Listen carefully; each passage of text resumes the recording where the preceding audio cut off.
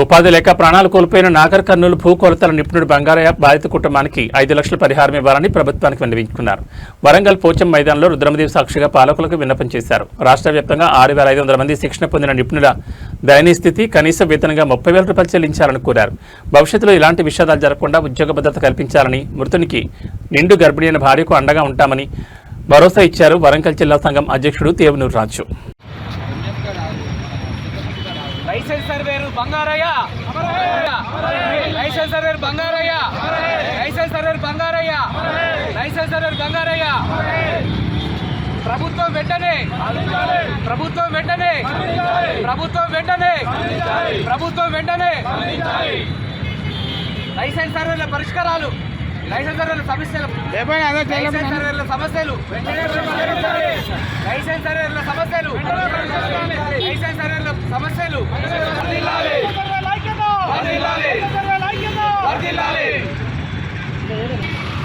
Licence surveyor Bangarayya, licence surveyor Bangarayya, licence surveyor Bangarayya.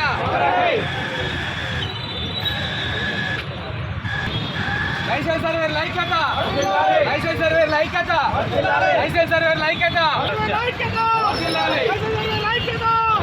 ప్రభుత్వం వెంటనే, ప్రభుత్వం వెంటనే, ప్రభుత్వం వెంటనే, ప్రభుత్వం వెంటనే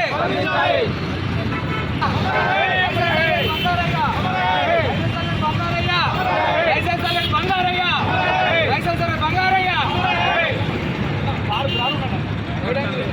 అందించాలి, అందించాలి, అందించాలి.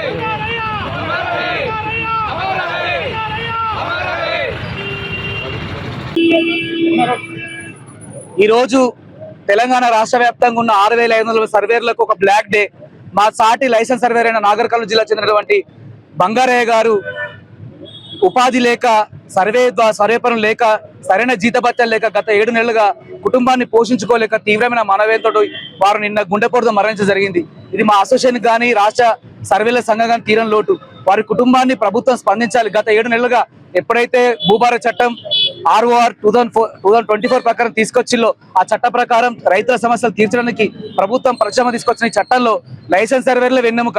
కానీ ప్రభుత్వము ఎప్పుడు కూడా లైసెన్సర్ల పక్షాన్ని నిలబడకుండా వారి యొక్క విజ్ఞప్తులు పట్టించుకోవట్లేదు. పలుమార్లు అధికారులను కలిసిన, మంత్రి గారిని కలిసినప్పటికీ కూడా మేము ఇచ్చిన విజ్ఞప్తులకు ఇంతవరకు కూడా స్పందన కరువైంది. దీంతో లైసెన్స్ సర్వేర్ల అంతా కూడా వాళ్ళ ఒక నైరాశ్యంలో, వైరాగ్యంలో ఉన్నారు. దీంట్లో భాగంగానే గత కొద్ది రోజుల నుంచి కూడా బంగారయ్య కూడా వారి కుటుంబ సభ్యులు వాళ్ళ జీవనోపాధి లేక, ఇల్లు గడవక, వాళ్ళ భార్య నిండు గర్భిణి, ఇలాంటి సమస్యలు తట్టుకోలేక హాస్పిటల్ తీసుకెళ్లి మెడిసిన్ కోలేని పరిస్థితి ఉన్నాడు. ఆ వేదనకు గురైన సందర్భంలోనే తన గుండెపోటు వచ్చి నిన్న మరణించడం జరిగింది. వారు నాగర్ జిల్లా నుంచి హైదరాబాద్ తీసుకువెళ్లే క్రమంలో, మెరుగైన చికిత్స పోయే క్రమంలో మార్గ మధ్యలో వాళ్ళు చనిపోయారు. దీనికి మేమందరం వరంగల్ జిల్లా పక్షాన మేమందరం సంఘీభావంగా ఆయన ఒక ఆత్మ శాంతి ఉండాలని, అదేవిధంగా లైసెన్స్ సర్వేలకు కూడా ప్రభుత్వం ఇలాంటి పురోగతి కాకుండా మళ్ళా వాళ్ళు ఒకసారి సమీక్ష నిర్వహించి, లేకపోతే రాష్ట్ర అసోసియేషన్లతో చర్చలు జరిపి మా కష్టాలు, మా సమస్యలు తీర్చి ప్రభుత్వం వెంటనే స్పందించాలని మేము విజ్ఞప్తి చేస్తున్నాం. మా డిమాండ్స్ ఏంటంటే లైసెన్స్ ఇది ప్రత్యేక వరంగల్ జిల్లా నుంచి 210 సర్వేలు ఉన్నాం మేము. ప్రస్తుతం మేమందరం సర్వేలో మా అందరికి కూడా మండలాలు కేటాయించడం జరిగింది. రీసర్వే జూలై 15 తారీఖు నుంచి ప్రారంభమవుతుందని మనకు ఉన్న సమాచారం. ప్రస్తుతం కొన్ని జిల్లాల్లో రీసర్వే స్టార్ట్ అయింది. కానీ వారు జీతపత్యాలు లేకుండా సర్వే రమ్మని చెప్తున్నారు. సర్వేలు దానికి విముఖత వ్యక్తం చేస్తున్నారు. జీతపత్యాలు లేకపోతే మేము ఎలా పనిచేస్తాం, ఎండనక వాననక చలనక పోయే క్రమంలో మార్గ మధ్యలో మాకు జరిగితే మా కుటుంబాల దిక్కెవరు? ఓసారి ఇప్పుడు అసలు సీజన్, ఇప్పుడు వర్షాలు పడ్డాయి, పొలం నాటేసుకున్న సందర్భాలు రీసర్వే చేయడానికి కొన్ని అడ్డంకులు ఉంటాయి. కాబట్టి మీరు జీతపత్యాలు ఇస్తే మేము తోచినంత వరకు మేము చేసుకుంటూ వెళ్తామని చెప్పేసి మా వాళ్ళు విజ్ఞప్తి చేయడం జరిగింది. కొన్ని డిమాండ్ కూడా పెట్టాం. కనీస వేతనం, కనీస వేతనం పెట్టాం. 30,000 గౌరవ వేతనం ఇలా డిమాండ్ పెట్టాం. మా అందరికీ ఉద్యోగ భద్రత ఇవ్వని చెప్పినాం.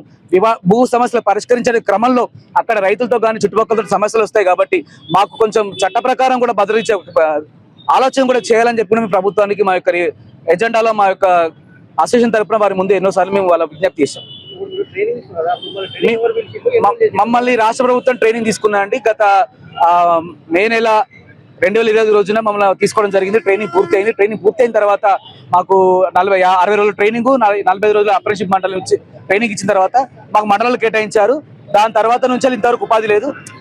గత సంవత్సరం అక్టోబర్ 19 తారీఖు గౌరవ ముఖ్యమంత్రి గారు శిల్పకళా వేదికలో మా అందరికి లైసెన్స్ నియామక పత్రాలు సర్వేలుగా మాకు అందజేయడం జరిగింది. ఆ రోజు నుంచి ఈ రోజు వరకు కూడా ఎవరికి ఉపాధి లేదు.